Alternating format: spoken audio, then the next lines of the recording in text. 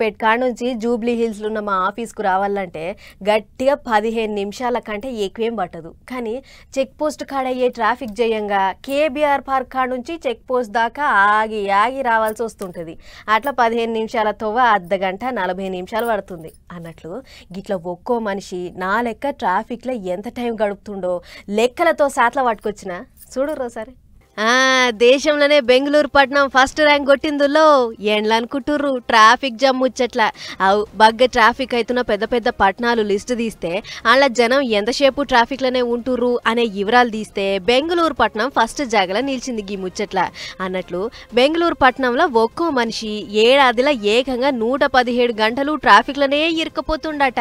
అంటే అందాజా ఓ 5 రోజులు రికాం లేకుండా ట్రాఫిక్లోనే ఉంటుర్రు అన్నట్లు. ఇక బెంగళూరు తర్వాత కలకత్తా 110, పూణే 108 గంటలు ట్రాఫిక్లోనే చిక్కబడితే ముంబై 103, చెన్నై 94, హైదరాబాద్ 85 గంటలతోని తర్వాత జాగాలున్నాయి. ఈడికే ఒడవలే జైపూర్ 83, ఢిల్లీ 76, అహ్మదాబాద్లో 73 గంటలు ట్రాఫిక్లోనే ఉంటుర్రట జనాలు. అంతేకాదు 10 కిలోమీటర్ల ప్రయాణం చేస్తానికి బెంగళూరు పట్టణంలో అర్ధగంటకు పైనే పడుతుంటే మన తాన మాత్రం అర్ధగంట లోపలనే చేరుకుంటున్నాం.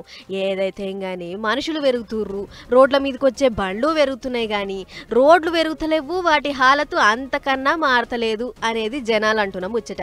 మొత్తానికి ఒక మనిషి ఏడాదిలో 117 గంటలు తెంపు లేకుండా ట్రాఫిక్లోనే ఉంటుండంటే రేపు గీ టైం ఇంకెంత పెరుగుతుందో అని అనుకుంటుర్రు అందరూ.